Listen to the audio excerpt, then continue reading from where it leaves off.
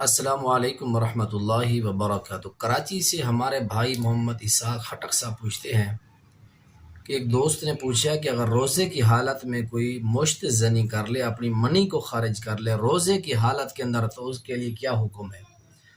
تو دیکھیں، اللہ تعالیٰ اپنے مقدس کلام کے اندر فرماتے ہیں، اعوذ باللہ من الشیطان الرجیم، بسم اللہ الرحمن الرحیم، والذین هم لفروجهم حافظون الا علی ازواجهم او ما ملکت ایمانهم فانهم غیر ملومین فمن ابتغى وراء ذلك فاولئک هم العادون۔ سورہ المومنون کی آیت نمبر یہ 5-7 کے اندر یہ اللہ تعالیٰ کا ارشاد حکم موجود ہے کہ جو لوگ اپنی بیویوں کے علاوہ کسی اور ذریعے سے اپنی شہوت پوری کرتے ہیں تو ان کے بارے میں فرمایا کہ وہ حد سے تجاوز کرنے والے ہیں۔ تو مشت زنی، ہاتھ سے منی کو خارج کرنا بھی اسی زمرے کے اندر آتا ہے۔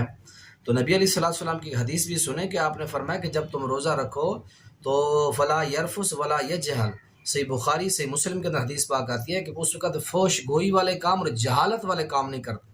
یہ مشت زنی بہت بڑی جہالت کا کام ہے، بہت بڑی یہ نفسانی خواہش والا کام ہے۔ یہ روزے کے منافی اعمال سے دور رہنا چاہیے۔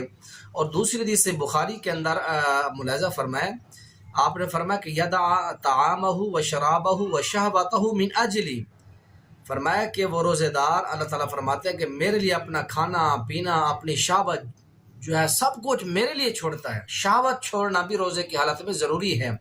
اپنے آپ کو قابو میں رکھنا، اپنے آپ کو صبر میں رکھنا، یہ روزہ ہمیں سبق سکھاتا ہے۔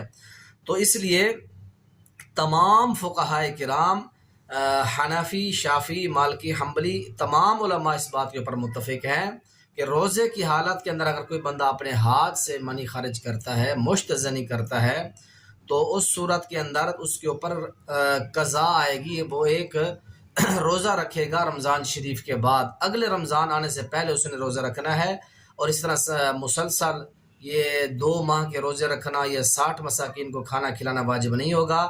تو وہ آگے اگلے جو ہے رمضان سے پہلے ایک روزے کی قضا دے دے گا، یہ اس کے اوپر لازم آئے گا۔ تو باقی اللہ تعالیٰ سے دعا کریں، اللہ اس بیماری سے آپ کو محفوظ فرمائے، ذکر و اذکار کریں، اللہ تعالیٰ کے ہاں توبہ کریں، اللہ تعالیٰ اس برے فعل سے آپ کو محفوظ فرمائے۔ السلام علیکم ورحمۃ اللہ وبرکاتہ۔